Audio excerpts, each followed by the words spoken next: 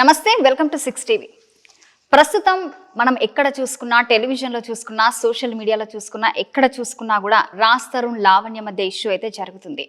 ట్విస్ట్ల మీద ట్విస్ట్లు అయితే మనకు వస్తూనే ఉన్నాయి. అది కాస్త ఇప్పుడు శేఖర్ భాష ఇంకా లావణ్య మధ్య అయితే ఇష్యూ అయితే జరుగుతుంది. అసలు ఈ విషయంలో అయితే నాకైతే చాలా డౌట్స్ ఉన్నాయి. ఈ డౌట్స్ అన్ని క్లారిఫై చేయడానికి మన ముందైతే శేఖర్ భాష గారు ఉన్నారు.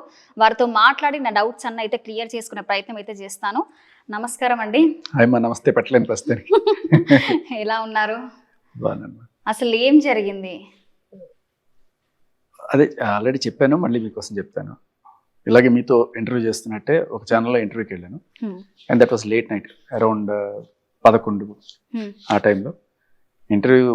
ఇట్లా మనం ఇంటర్వ్యూ చేస్తుంటే అక్కడికి వచ్చి తప తలుపులు కొడుతుంది లావణ్య. బూతులు తిడుతున్నాను మా ఇంట్లో వాళ్ళని, పచ్చి బూతులు, బయటికి రారా చంపేస్తారా, అది ఇది చెప్పిన ఇష్టం వచ్చినట్టు. మీరు అదే ఆ లైవ్ కూడా వినొచ్చు. సో వీళ్ళందరూ కొంచెం భయభ్రాంతులు అయ్యారు. వద్దు ఇప్పుడు మీరు బయటికి వెళ్తే గొడవ జరుగుతుంది, మీరు కూర్చోండి, బయటికి వెళ్ళవాకని చెప్పి ఆవిడ ఎట్లాగే కూర్చోబెట్టి ఆవిడ అరిచింది. నాకు ఒక పక్క కోపం వస్తుంది, అయినా కూడా నేను పట్టుకున్నాను. సరే, తర్వాత వెళ్ళిపోయింది ఆవిడ. వెళ్ళిపోయిన తర్వాత నేను ఇంకా సరే కాసేపోయింది, వెళ్ళిపోయిన ఒక 5 నిమిషాలకి సరే నేను వెళ్తానమ్మా, ఇప్పటికే లేట్ అయింది, 12 అయిపోతుంది, వెళ్తాను, ఇంట్లో వెయిట్ చేస్తుంటారు, వాళ్ళు కూడా కాస్త కంగారు పడుతుంటారు కదా. నేను బయలుదేరాను. వాళ్ళు అప్పటికి వద్దు అంటూనే ఉన్నారు. ఏం కాదమ్మా, బయలుదేరుతాను. నాకు తెలియదు ఆవిడ వెనకాల జనాలు ఉన్నారని తెలియదు, ఒకతే వచ్చింది అనుకున్నాను నేను. సో మెట్లు దిగి వెళ్తున్నాను. ఇప్పుడు మీ ఎంత 5th ఫ్లోర్ కదా, అలాగే సమ్ 2 ఫ్లోర్లు వేసుకోండి, మెట్లు ఉన్నాయి, మెట్లు దిగి వెళ్తుంటే కరెక్ట్గా ఆ మెట్ల దగ్గర కాపు కాస్తున్నారు. ఓకే. సో లావణ్య అండ్ ఆవిడ వెనకాల ఒక 3 అంత దూరంలో అబ్బాయిలు. అబ్బాయిలే పెద్దవాళ్ళే, 30 ఏళ్ళు అట్లా ఉంటాయి వాళ్ళకి, ఒక్కొక్కరికి పదిట్టంగానే ఉన్నారు. సో ఈవిడ వచ్చి ఫస్ట్ ఏంటంటే వాళ్ళ ప్లాన్ ఏంటంటే రెచ్చగొట్టి గొడవ పెట్టుకోవాలి. గొడవ పెట్టుకోగా నేను తిట్టినా, అమ్మాయిని ఏం చేసినా వాళ్ళు వచ్చి మీద పడి కొట్టేయాలన్నమాట. మనం అంతా ఇదేం లేదు కదా. కాకపోతే వెళ్తున్నాను, కరెక్ట్గా అడ్డంగా ఉంది. అలా చూస్తుంది, అర్ధరాత్రి 12 గంటలకి ఏదో దయ్యం ఉన్నట్టు అక్కడ. సో 2 చెప్పులు తీసి ఇట్లా ఇసిరేసింది మీద. రెడీగా ఉంది, చెప్పులు పెట్టుకొని రెడీగా ఉందన్నమాట గొడవ చేయడానికి. సో విసిరేసింది. నేను తప్పించుకున్నాను. ఇంకా ముందుకు వెళ్తున్నాను కదా, ముందుకు వెళ్తుంటే కూడా అడ్డం పడింది, తోపు దోశాను. ఇంకా అయ్యో ఆడపిల్లని దోసేశారు అంటే వాళ్ళు అందరూ వచ్చేసి పట్టుకొని వాళ్ళతో కూడా నేను కొంచెం పెనుగులాట చేసి నేను కొంతమందిని తోసాను. వాడు నా కాలర్ పట్టుకున్నాడు, వాడి కాలర్ నేను పట్టుకున్నాను, నా షర్ట్ ఇట్లా జరిగింది. అలా పెనుగులాటలో ఒకటి మోచ తగిలింది నాకు కరెక్ట్గా. ఆ టైంలో ఎవరు లేరు అక్కడ? ఉన్నారు, కాకపోతే రాత్రి కదా, వాళ్ళకి అంత స్టాఫ్ లేరు. అండ్ డే టైం అయితే వెలుగులో తెలిసి ఉండేదేమో. బట్ అది పార్కింగ్ దగ్గర అట్లా కింద పడ్డాను, ఈడ్చుకుంటూ చేతులు మోచేతులు, ఇప్పుడు ఇక్కడ చేయి కూడా పెట్టలేని పరిస్థితి. సో అయింది. వెంటనే ఇంకా 2-3 నిమిషాలు ఆ ఘర్షణలో వాళ్ళు వచ్చారు. మొత్తానికి ఎవరో తెలియదు, వచ్చారు, ఆపారు. తర్వాత నేను ఎదిరించుకొని లేచి వాళ్ళు వచ్చే టైంకి వీళ్ళు ఉన్నారు అక్కడ. మళ్ళీ ఎవరు? లావణ్య అక్కడే ఉన్నారు. ఇంకా ఆవిడ పడిపోయి ఇంకా ఆవిడ నాటకాలు అన్నీ కూడా చేసిన వెంటనే నన్ను కొట్టేసాడు, తిట్టేసాడు. పోలీస్ స్టేషన్కి వెళ్ళి కేసు పెట్టేసి అలా మీ పైన పెట్టేసింది. మరి మిమ్మల్ని అటాక్ చేసి మళ్ళీ రివర్స్గా ఒక పేపర్ పట్టుకొని నన్ను కూడా కొట్టేసిండు శేఖర్ భాష వచ్చి అని చెప్పడం జరిగింది. కానీ ఎవరు అడగడం జరగలేదే. అమ్మా ఎక్కడ జరిగింది, ఎందుకు జరిగింది, ఎప్పుడు జరిగింది అని అడగాలి కదా. ఆవిడ చెప్పేసింది క్లియర్ కట్గా. నేను యూట్యూబ్ చూస్తున్నాను, ఆవిడ లావణ్య ప్రాణానికి హాని అని చెప్పి ఏదో వేసారు. కింద తమ్ముళ్ళు చూస్తుంటే ఒకడు పెట్టాడు, ఈ న్యూస్ మా ప్రాణానికి హాని అని చెప్పి. బట్ కానీ నిజం ఏంటంటే ఆవిడ చెప్పడం మీద చెప్తుంది తప్ప మనం అడిగే ఛాన్స్ కూడా ఇవ్వట్లేదు. అవునమ్మా నీ మీద శేఖర్ భాష అటాక్ చేశాడు, ఎక్కడ అటాక్ చేశాడు, పలానా స్టూడియోలో అర్ధరాత్రి 12 గంటలకి. 12 గంటలకు నువ్వు అక్కడికి ఎందుకు వెళ్ళావు, అక్కడ ఏం చేస్తున్నావు, నీ మనుషులను ఎందుకు తీసుకొచ్చావు అడగాలి కదా. అవి ఏమి చెప్పదు ఆవిడ. నేను ఆవిడ ఇంటికి వెళ్ళి రాళ్ళు వేసానంట, ఆవిడని అటాక్ చేశానంట. ఆవిడ ఇల్లు ఎక్కడో కూడా నాకు తెలియదు ఈ రోజు దాకా నాకు ఆవిడ ఇల్లు ఎక్కడో తెలియదు. ఏ రోజు కూడా అటు పోయింది కూడా లేదు. వాళ్ళంతా గేటెడ్ కమ్యూనిటీ కదా, CCTV ఫుటేజ్ ఉంటుంది కదా. ఆవిడ మళ్ళీ నాతో ఛాలెంజ్ చేస్తుంటే ప్రూవ్ చేయాలంట. నేను అంటే ఆవిడ నన్ను అటాక్ చేసిందని నేను ప్రూవ్ చేయాలి. ప్రూవ్ చేయండి, నేను రెడీగా పెట్టుకొని ఉంటాను, నువ్వు అటాక్ చేస్తావు, నేను కెమెరాలు పెట్టుకొని ఉంటానా?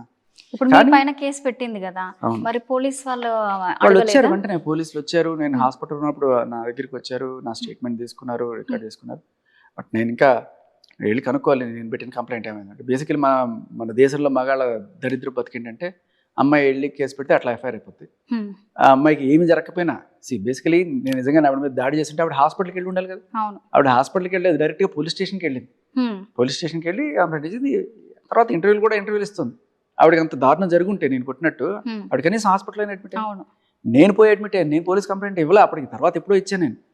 అది కూడా వాళ్ళు వస్తే ఇది జరిగింది అని చెప్పిన తర్వాత 50,000 ఖర్చు అయింది నాకు దీనికోసం. ఎంత చేసి నా మీద కంప్లైంట్ పెట్టి నా మీద ఎఫ్ఐఆర్ అయిపోయింది.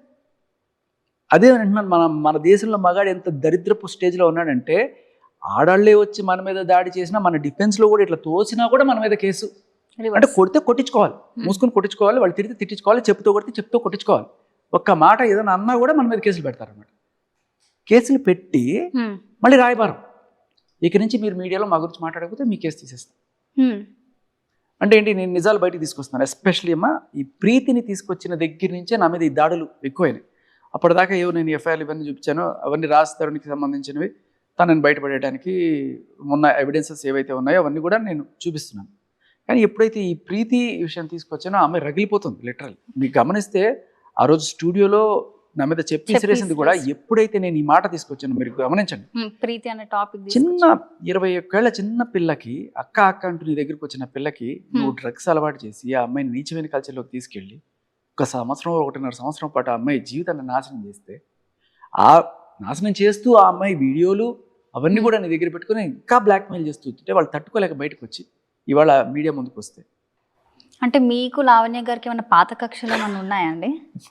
ఆవిడ ఎవరో కూడా నాకు తెలియదు, ఆవిడ ఎక్కడ ఉంటుందో నాకు తెలియదు. అసలు ఈ ఇష్యూ వచ్చేదాకా కూడా రాజ్ తరుణ్ మీద కేసు పెట్టేదాకా ఆవిడ ఎవరో కూడా నాకు తెలియదు. బట్ బేసికలీ అంత నిశితంగా నేను అబ్జర్వ్ చేస్తుంటే న్యూస్ ఒక 5 నెలల క్రితం ఆవిడ మీద పెట్టిన ఈ డ్రగ్స్ కేసు ఏదైతే ఉందో, ఎక్కడ నార్సింగ్ దగ్గర ఎక్కడో ఆవిడ డ్రగ్స్ తో రెడ్ హ్యాండెడ్ గా పట్టుబడింది పోలీసుల దగ్గర. ఆ కేసులో పేరు వచ్చింది క్లియర్ కట్ గా. అది మన దేశంలో అక్రమ సంబంధాలకు ఉన్న వాల్యూ మాదక ద్రవ్యాల మీద మనం పెట్టం. ఇవాళ అక్రమ సంబంధం గురించి మాట్లాడేటప్పుడు ఇంత పెద్ద ఇష్యూ అయింది తప్ప నిజానికి అది పెద్ద న్యూస్. ఆ రోజు ఆవిడ మొహానికి మాస్క్ కట్టుకొని అట్లాగే కనబడకుండా వెళ్ళింది జైలుకి. అక్కడ 45 రోజులు చెంచులు కూడా చేయలేదు. ఎవరికి తెలుసు ఇవన్నీ కూడా ఏదో చిన్న చిన్న న్యూస్లు వచ్చాయి తప్ప ఎవరు పట్టించుకోలేదు. బట్ ఎప్పుడైతే దీంట్లో బయటకు వచ్చిందో, ఎవరి లావణ్యాన్ని ఎతికితే అప్పుడు ఇవన్నీ కూడా బయటకు వచ్చింది. 5 నెలల క్రితం కాదు 10 నెలల క్రితం ఆల్రెడీ వరలక్ష్మి కేసులో ఉంది. ఇలా వరుస పెట్టి అన్ని కూడా. అలాగే ఒక అమ్మాయి మీద ఆల్రెడీ బ్లాక్మెయిల్ కేసులో ఈ నార్సింగ్ లో ఉంది. ఇలా ఎన్ని ఉన్నాయి వరుస. మరి వీళ్ళిద్దరు అంటే మీకు లావణ్య గారికి అసలు పరిచయం లేదు ఇప్పటి వరకు. సో మరి మీరు ఈ విషయంలో ఎందుకు ఎంటర్ అవ్వాల్సి వచ్చింది? నేను ఎవరమ్మా, మీలాగే ఒక జర్నలిస్ట్ అనుకోండి, ఒక ఆర్జే, ఒక విజే, అప్పుడప్పుడు ఏదైనా ఒక విశ్లేషకుడిగా ముందుకు వస్తుంటాను. ఇలా మీలాగే ఒక ఛానల్ వాళ్ళు పిలిచి ఏమనుకుంటున్నారు ఇప్పుడు కరాటే కళ్యాణ్ గారు ఇలా వీళ్ళందరూ వస్తుంటారు కదా, అలా నన్ను కూడా పిలిచి ఇంటర్వ్యూ చేసినప్పుడు నాకు తెలిసిన కొన్ని విషయాలు, అంటే మీరు జనరల్గా ఆడియో క్లిప్ ఫస్ట్ విన్నప్పుడు అందరూ కూడా ఏదో భూత పురాణం అని చెప్పి వదిలేశారు. కానీ ఆడియో క్లిప్ లో మీరు ఇది విన్నారా, ఈ పర్టికులర్ పాయింట్ లో క్లియర్ కట్ గా షీ మెన్షన్ మస్తాన్ సాయి తనతో రిలేషన్ లో ఉన్నట్టుగా క్లియర్ గా చెప్తోంది, మీరు విన్నారా? ఇది రాజస్థాన్ కూడా అదే కదా మీడియా ముందుకు వచ్చి చెప్పేసి వెళ్ళిపోయాడు అని చెప్పి నేను ఫస్ట్ ఆ పాయింట్ పట్టుకొచ్చాను. తర్వాత రాజస్థాన్ ఒక ఎఫ్ఐఆర్ గురించి ప్రస్తావించాడు. తను తర్వాత అందుబాటులోకి రాలా. నేనేం చేశాను, నాకున్న సోర్సెస్ తోటి ఎఫ్ఐఆర్ కూడా అవుట్ ఆఫ్ మై ఇంట్రెస్ట్ నేను తీసుకొచ్చిన తర్వాత పెట్టుకోలేం కదా, చూపిద్దాం జనాలకని తీసుకొచ్చాను. ఇంకా దాంతో అందరూ లేదు ఇంకా మీడియా వాళ్ళందరూ కూడా అది వైరల్ అయింది, నన్ను ఫోకస్ చేయడం మొదలుపెట్టారు. సో అలా ఒక టీవీ తర్వాత ఒకళ్ళు తర్వాత ఒకళ్ళు అడగడం, తర్వాత మెల్లమెల్లగా వాళ్ళే హింట్స్ ఇస్తూ పోయారు. వాళ్ళు సమాధానం చెప్పడానికి వచ్చి తర్వాత మస్తాన్ సాయిని తీసుకొచ్చారు వాళ్ళు ఒక ఇంటర్వ్యూలో, టీవీ ఇంటర్వ్యూలో. మస్తాన్ సాయికి నాకు ఏ సంబంధం లేదు, మస్తాన్ సాయి నేను ఒక మంచి ఫ్రెండ్లో మాత్రమే అని చెప్పి వాళ్ళిద్దరూ, అంటే ఆయన టీవీ ముఖంగా రాలేకపోయినా ఆడియోలో రూపంలో ఆయన వచ్చారు. సో దానివల్ల మనకి ఏమైంది అడ్వాంటేజ్ ఏమైందంటే మస్తాన్ సాయి వాయిస్ దొరికింది. ఓకే. సో తర్వాత రేపు మనకు వచ్చిన ఏ కాల్ రికార్డ్ అయినా సరే ఇది మస్తాన్ సాయి వాయిస్ అనేది ధృవీకరించుకోవడానికి ఆ ఇంటర్వ్యూ ఉపయోగపడింది. ఇలా రకరకాల హింట్స్, రకరకాల క్లూలు వాళ్ళ ఇంటర్వ్యూస్లో వాళ్ళే ఇస్తూ పోయారు. అండ్ అలాగే ఆవిడ చాలా చోట్ల టీవీ ముందుకు వచ్చి చూడండి నన్ను ఎంత దారుణంగా అరెస్ట్ చేశారు, నన్ను ఎంత దారుణంగా అరెస్ట్ చేశారు సికింద్రాబాద్ స్టేషన్ దగ్గర అని చెప్పి చూపిస్తాం. చూపించినప్పుడు కూడా ఆ వీడియోని ఎవరు నోటీస్ చేయాలి. నేను కొంచెం గట్టిగా నోటీస్ చేస్తే దాంట్లో ఓపెన్ చేయమ్మా బ్యాగ్ అంటే ఇప్పుడు కాదండి, ఇప్పుడు కాదు, ఏమి లేకపోతే ఎందుకమ్మా ఓపెన్ చేయవు అని అడుగుతున్న అది కూడా మనం చూడొచ్చు. ఇవన్నీ కూడా నేను ఒక్కొక్కటి బయటకు తీసుకొస్తున్నాను. నేనే కాదు, ఇంక కొన్ని ఛానల్స్ కూడా తీసుకొచ్చాయి ఈ విషయాలు బయట పెట్టిన వాళ్ళు కూడా ఉన్నారు.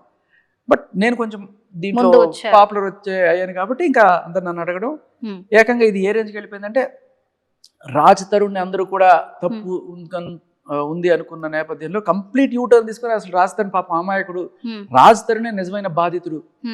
ఎప్పుడైతే ఆ క్లియర్ కట్ ఆడియో రికార్డ్ నేను ఎప్పుడైతే వినిపించానో అందరికీ అర్థమైపోయింది ఎంత క్రూరంగా రాజ్ తరుణ్ తోటి తిట్లు కానీ ఆ తన్నుడు కానీ ఇవన్నీ కూడా చేసిందో అని చెప్పి. మరి వాళ్ళిద్దరి మధ్యలో 13 years రిలేషన్షిప్ అని కూడా తెలిసింది. అంటే 13 years అమ్మాయి చెప్తోంది. కూడా చెప్పింది అదే 13 years కాకపోతే 30 years, లేకపోతే 100 ఏళ్ళు వేసుకోండి, 100 కాకపోతే 200 ఏళ్ళు వేసుకోండి. ఎంత ఉంటే ఎంత ఉన్నది అనేది పాయింట్ కదా. ఎప్పుడు వచ్చావా కాదు, బుల్లెట్ దిగిందా లేదా. నేను అనేది నీకు 30 ఏళ్ళ రిలేషనా 3 ఏళ్ళ రిలేషన్ కాదు. Once you are out of the relation and that you have moved with somebody else అనేది మనకు క్లియర్ కట్గా ఈ ప్రూఫ్స్తో అర్థమవుతుంది. వెళ్ళిపోయిన తర్వాత మళ్ళీ వచ్చి లేదు లేదు తూచి నేను నీతోనే ఉంటాను అనే హక్కు నీకు లేదు అంటున్నాను. 10 ఏళ్ళు ఉండని, వీడితో 1 సంవత్సరం ఉండని, 1 రోజు ఉండని, that gives the other person the right. నువ్వు వాడితో ఉన్నప్పుడు నాకు నీతో ఉండే ఉద్దేశం లేదు. హీ హ్యాస్ ఎవ్రీ రైట్ కదా. ఇప్పుడు మస్తాన్తో రిలేషన్ ఉందంటారా? ఇంకా కంటిన్యూ అవుతుందా? అమ్మ మీరు ఇంకా కంటిన్యూ అవుతుందో లేదో మన దగ్గర ఆ ప్రూఫ్స్ లేవు. బట్ 2021లో పరిచయం అని ఆవిడే రాసుకుంది. ఆవిడ ఇచ్చిన పోలీస్ కంప్లైంట్లో దాంట్లో న్యూస్ ఆర్టికల్ కూడా చూడండి. ఇప్పటిదాకా ఎవరు ఆ న్యూస్ ఆర్టికల్ చూసారో లేదో, ఆ రోజు గుంటూరులో ఏం జరిగిందని న్యూస్ కూడా ఇచ్చారు. వాళ్ళు ఇవాళ వచ్చి అసలు ఈ కంప్లైంట్ అంతా ఫేక్, ఈ కంప్లైంట్ ఏం రాయలేదు, అది నేను కాదు అన్నట్టుగా ఏంటంటే అసలు పొంతన లేని కథలన్నీ చెప్తున్నారు. ఇది మస్తాన్ ఇంకా తను గుంటూరులో దొరికింది. సో మీకు చదవండి, మీకే అర్థమైపోతుంది. హైదరాబాద్కు చెందిన ఓ యువతికి గుంటూరుకు చెందిన మస్తాన్కు పరిచయమైంది.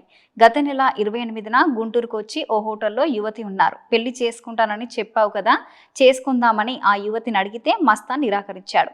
ఈ విషయంపై ఇద్దరి మధ్య ఘర్షణ జరిగింది. దీంతో మస్తాన్ ఆ యువతిని కొట్టి అత్యాచారం చేసి హత్య చేసేందుకు యత్నించగా ఆమె కేకలు వేయడంతో సిబ్బంది వచ్చి రక్షించారు. బాధితురాలు పోలీసులకు ఫిర్యాదు చేశారు. ఇప్పుడు ఇది డేట్ చూడండి, పైన ఉంటుంది. ఏప్రిల్ 1 లేకపోతే 2వ తేదీనో 2023. సో 2023 సంవత్సరంలో ఏప్రిల్ నాటికి ఆవిడ పెళ్లి కాలేదు. అందుకనే కదా పెళ్లి చేసుకోమని అడిగింది. అవును. మరి రాష్ట్రంతో పెళ్లి అయిందని ఎలా అడుగుతావు అని ఇంకొకటి కూడా చాలా క్లియర్ గా ప్రూఫ్స్ కూడా ఉన్నాయని చెప్తుందిగా. ఇదే కదా ఇంతకన్నా పెద్ద ప్రూఫ్. నీ చేతులతో నువ్వు రాసిచ్చిన కంప్లైంట్. అవును, నీ చేతులతో నువ్వు రాసిచ్చిన కంప్లైంట్ చాలా క్లియర్ గా. సరే నీ చేతులతో కాదంటుంది, సాంతకమైన నీదే కదా. ఇదిగో ఇదంతా నన్ను పెళ్లి చేసుకోవాలని అడగడంతో నన్ను అడ్డు తప్పించుకోవాలని పథకం ప్రకారం తుదముట్టించాలని ప్రయత్నించాడు. ఇట్లు ఎం లావణ్య. ఇదే సిగ్నేచర్ నార్సింగి PS లో ఇచ్చిన కంప్లైంట్ లో కూడా ఉంది.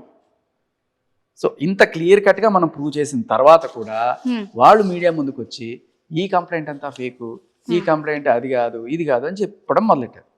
సరే కానీ అది కూడా అనుకుందాం. తర్వాత మనం ఏం చేసాం, రాజ్ తరుణ్కి ఈవిడికి మధ్య ఉన్న సంభాషణకి సంబంధించిన ఒక క్లిప్, దాంట్లో ఆవిడ క్లియర్ కట్గా మన ఇద్దరికి సంబంధం లేదు కదా, అవును లేదు ఎప్పుడూ లేదు అంటారు. అన్న తర్వాత నీలాగా నేను ఎవరిని పడితే వాళ్ళు తెచ్చుకోలేదే అని రాజ్ తరుణ్ అంటే, నేను ఎవరిని పడితే వాడిని తెచ్చుకోలేదు, ఒక మస్తాన్ సైనే తెచ్చుకున్నాను అంటది. తెచ్చుకున్నాను అన్నంత మాత్రాన అది రిలేషన్లో ఉన్నట్ట, ఫ్రెండ్లీ రిలేషన్ అనుకోవచ్చు కదా. ఇది కూడా మనం మాట్లాడుకోవచ్చు. సరే అది కూడా పక్కన పెడదాం. తర్వాత ఇంకొక కాల్ వచ్చింది, నీ గుండె నా దగ్గర, నా గుండె నీ దగ్గర. అది ఫ్లర్టింగ్ అంట, అది ఫ్లర్టింగ్ అంట. అంటే వినేవాడు చెవులో క్యాబేజీలు పెట్టి అవును అంటే ఇది ఇంత క్లియర్గా అవుట్ అండ్ అవుట్ మనం ప్రూవ్ చేసిన తర్వాత కూడా నా దగ్గర పూర్వాశ్రమంలో దిగిన ఫోటోలు ఏం చేసుకోవాలి? ఆ ఫోటోలు ఎప్పుడో అబార్షన్ అయిందని ఆ ఫోటోలు, అబార్షన్ కూడా కాదు. మీరు గమనిస్తే చాలా మందికి తెలియని విషయం అమ్మా, ఇవాళ ఆవిడ వచ్చి అబార్షన్ చేపించారు అంటుంది కదా, అదే ఆవిడ నోటితోటి మిస్క్యారేజ్ అని చెప్పి కొన్నాళ్ళ క్రితం చెప్పింది. అండ్ అది కూడా వదిలేద్దాం, మీరు అబార్షన్ రిపోర్ట్ ఆవిడ ఇట్లా చూపించింది, ఇలాగే దొరుకుతుంది ఆవిడ ప్రతిసారి వచ్చి ఇదిగో చూడండి నా వీడియో అని చెప్పి రోజుకు ఒక ట్విస్ట్ అయితే బయట పెడుతుంది. ఆ అబార్షన్ రిపోర్ట్ మీరు చూడండి అమ్మా, మన మీడియా వాటి క్లిప్స్ లో దొరుకుతుంది హెడ్లైన్స్. దాంట్లో మీరు కొంచెం జూమ్ చేస్తే యాక్టోలిక్ ప్రెగ్నెన్సీ అని ఏదో అంటారు దాన్ని. అంటే ఏంటంటే ప్రెగ్నెన్సీ రావాల్సిన చోట రాకుండా ట్యూబ్ లో వస్తుంది. అది కనుక డెవలప్ అయితే పగిలి చచ్చిపోతారు. కంపల్సరీగా తీసేయాలి ఆ ప్రెగ్నెన్సీ. అందుకని రిమూవ్ చేశారు తప్ప రాజ్ తరుణ్ ఏదో బలవంతంగా ఇట్లా చూపించినంత మాత్రాన నిజమైపోదు కదా. అవును. దాన్ని జాగ్రత్తగా నిశ్చితంగా పరిశీలించమనేది నేను కోరేది మీడియా వాళ్ళందరినీ కూడా. సో ఏవైనా కూడా అమ్మా ఇవన్నీ కూడా once you have mood out of relation, అంతకుముందు అభాషణలు జరిగాయా లేకపోతే మీరు రిలేషన్లో ఉన్నారా, ఇవన్నీ కూడా ఇప్పుడు తీసుకొచ్చి ఏం పితలాటకం ఇది, నువ్వు వెళ్ళిపోయావు మస్తాన్ సాయి తోటి అనేది మనం క్లియర్ కట్గా చెప్తున్నాం. ఆవిడ నీ కాల్స్ ప్రూవ్ చేస్తున్నాయి, ఇవన్నీ కూడా ఉన్నాయి. ఇప్పుడు ఏమైనా నెక్స్ట్ ఏమైనా ప్రూఫ్స్ ఉన్నాయా? ఇంకేం ప్రూఫ్స్ కావాలి అంటే ఇంత క్లియర్ కట్ మీకు తెలిసిన వరకు ఇంకేమన్నా ప్రూఫ్ ఉందా? ఏ రకమైన ప్రూఫ్? ఇవి అమ్మ నేనేమనుకుంటానంటే బుర్ర ఉన్నవాడు ఎవడన్నా సరే, కొంచెం సెన్స్ ఉన్నవాడు ఎవడన్నా సరే ఇవన్నీ చూసిన తర్వాత మరి ఇన్ని ప్రూఫ్లు దొరికినా కూడా మన లావణ్యని ఎందుకు అరెస్ట్ చేయడం లేదు? మరి ఆవిడ దాంట్లో అరెస్ట్ చేసే ప్రూఫ్ ఏముందమ్మా? ఇప్పుడు పాయింట్ ఏంటంటే అక్రమ సంబంధం పెట్టుకోవడం డ్రగ్స్ విషయం అయితే నేరమే కదా, అది చెప్తున్నా. ఇప్పుడు అక్రమ సంబంధం పెట్టుకోవడం నేరం కాదు, నైతికంగా తప్పు. సో నలుగురు తిట్టచ్చు, సభ్య సమాజం ఏంటమ్మా నువ్వు ఆల్రెడీ ఒక రిలేషన్లో ఉండి ఇంకొకరితో ఉండడం తప్పు కదా అది ఇది అని చెప్పచ్చు. కానీ నిన్న మొన్న ఒక ఇంటర్వ్యూ చేశారు ఆవిడ చాలా క్లియర్గా, ఒక 2.5 ఏళ్ళ నుంచి నాకు రాజ్కి ఎటువంటి శారీరక సంబంధం లేదని చెప్పేసింది. అవును. మరి ఈ రోజు వచ్చి చెప్తుంది ఆవిడ, ఇప్పటిదాకా 13 ఏళ్ళు అనగా మరి 2.5 ఏళ్ళు తీసేయాలి కదా. నేను చెప్పేది అదే, 2.5 ఏళ్ళ నుంచి ఏమీ లేదు, 2.5 ఏళ్ళ నుంచి తనతో ఉంది అని చెప్తున్నాను కదా, అది కూడా ప్రూవ్ చేస్తుంది. ఇవాళ ఆవిడ నోటితో ఆవిడే ఒప్పుకుంది. So this is proved beyond doubt. మీరు ఏదో అడిగారు, సారీ నేను ఎక్కడో కన్ఫ్యూజ్. ఇంతకుముందు ఏం అడిగారు మీరు? ఇన్ని ప్రూఫ్స్ ఉన్నాయి కదా, తనని అరెస్ట్ ఎందుకు చేయలేదు? సో అక్రమ సంబంధం అనేది చట్టరీత్యా నేరం కాదు. భర్త పెట్టుకున్నా భార్య పెట్టుకున్నా అక్రమ సంబంధాలు మీకు డైవర్స్ తీసుకోవడానికి ఒక గ్రౌండ్గా ఉపయోగపడతాయి తప్ప, ఇప్పుడు భర్త అక్రమ సంబంధం పెట్టుకున్నాడు, మీకు ఆయనతో ఉండాలని లేదు, మీరు వెళ్ళి కోర్టులో కేసు పెట్టి ఆయన శిక్ష ఇప్పించలేరు ఆయనకి, కానీ ఆయన దగ్గర నుంచి మీరు విడాకులు తీసుకోవచ్చు, భరణం క్లెయిమ్ చేయొచ్చు. అలాగే భార్య అక్రమ సంబంధం పెట్టుకుంది అనుకుంటే ఇగో ఈ తప్పుడుది, దీని మీద కేసు పెట్టండి, దీన్ని జైల్లో వేయండి అని అనలేవు నువ్వు. కావాలంటే అవును అక్రమ సంబంధం పెట్టుకుని నువ్వు ప్రూవ్ చేస్తే నువ్వు ఆవిడ దగ్గర నుంచి విడాకులు అప్లై చేసుకోవచ్చు. అండ్ ఆవిడ తప్పు చేసింది కాబట్టి ఆవిడకి భరణం కూడా రాదు. ఇది బేసికల్లీ మన ఉన్న చట్టం. సో కాబట్టి ఈవిడ క్లియర్ కట్గా మూవ్ ఆన్ అయిపోయిందని ఇప్పుడు చెప్తుంది. నిన్న 2 వారాల నుంచి నేను మొత్తుకునేది అదే, ఇవాళ ముందుకు వచ్చి 2.5 ఏళ్ళ నుంచి నాకు సంబంధం లేదని చెప్తుంది. ఇప్పటి వరకు నాకు రాజ్ తరుణ్ కావాలి, ఎట్లయినా రాజ్ తరుణ్ పెళ్లి చేసుకోవాలి. కంప్లీట్ చేయండి. అందుకని అక్రమ సంబంధ నేరం కింద ఆవిడని అరెస్ట్ చేసే అధికారం ఎవరికి లేదు, పోలీసుకి లేదు. కానీ డ్రగ్స్ నేపథ్యంలో ఆవిడ క్లియర్ కట్గా చేసేది చాలా పెద్ద తప్పు. 21 ఏళ్ల అమ్మాయి, ఆ అమ్మాయికి నువ్వు అక్క అని చెప్పి వస్తే నాకు దేవుడిచ్చిన చెల్లి అని చెప్పి చెప్పింది ఇంటర్వ్యూలో. వాళ్ళిద్దరికి మధ్య ఎంత సాన్నిహిత్యం ఉందో ఒక కాల్ రికార్డ్ కూడా ఆవిడ పంపించింది. అంటే నా గురించి మాట్లాడుకున్నారు, నన్ను తిట్టుకున్నారు వాళ్ళిద్దరు, అంత సాన్నిహిత్యం ఉంది వాళ్ళిద్దరికి మధ్య. 1 సంవత్సరం పాటు ఆవిడ దగ్గర పెట్టుకొని ఆవిడికి వచ్చిన బూతులు, ఆవిడకున్న అలవాట్లు అన్ని ఈ అమ్మాయికి అలవాటు చేసి చెడగొట్టి 21 ఏళ్ళ పిల్లమ్మ. ఇప్పుడు జనరల్గా మనం ఎవరిని ఫాలో అవుతాం? మా అన్నయ్య ఉన్నాడు అనుకోండి, మా అన్నయ్య ఏం చేస్తే నేను మా అన్నయ్య సిగరెట్ లాగా నేను తాగుతాను, అన్నయ్య ఏం చేస్తే అది హీరోగా అనుకుంటాం. అలా ఈవిడ ఒక రోల్ మోడల్ లాగా అనుకోని పాపం ఈవిడ బూతులు మాట్లాడుతుంటే అదొక హీరోయిజం అనుకుంది ఆవిడ. పాపం ఆవిడ దగ్గర నుంచి బూతులు నేర్చుకొని ఇవన్నీ కూడా రికార్డ్ చేసుకొని ఇవాళ ఆ అమ్మాయి చూడండి ఎంత చెడ్డదో, ఆ అమ్మాయి చూడండి ఎలా బూతులు మాట్లాడుతుందో, ఆ అమ్మాయి చూడండి ఎలా డ్రగ్స్ చేసేది. అమ్మాయి ఒప్పుకుంది, నేను నా చిన్న వయసులో తెలుసో తెలియకో కొన్ని తప్పులు చేశాను, ఇవాళ నేను ఆ తప్పు తెలుసుకొని రీహాబిలిటేషన్ సెంటర్కి వెళ్ళి అన్ని వదిలేసి మారి వచ్చాను నేను. అయినా కూడా ఈవిడ నన్ను గతంలోకి లావడానికి ప్రయత్నిస్తోంది. నా ఫోటోలు పెట్టి నావన్నీ పెట్టి నన్ను డిఫేమ్ చేయడానికి ట్రై చేస్తాను. నేను వచ్చాను, ఎందుకు వచ్చాను? నాలాగా ఇంకొక అమ్మాయి బలి కాకూడదని చెప్పి. మన మీడియా మిత్రులందరికీ కూడా ఒక చిన్న స్పృహ ఉండాలి కదమ్మా. అంటే ఈవిడలాగా వచ్చి గొంతు చించుకొని నాకు అన్యాయం జరిగింది అందరూ అలా చేయలేరు. పాపం ఆ అమ్మాయి చిన్నపిల్ల, తండ్రి కూడా లేడు ఆ పిల్లకి. అలాంటి అమ్మాయిని ఇంతగా అంటే ఈవిడ పంపిస్తున్నారు, అమ్మాయి అదే మొత్తుకుంది.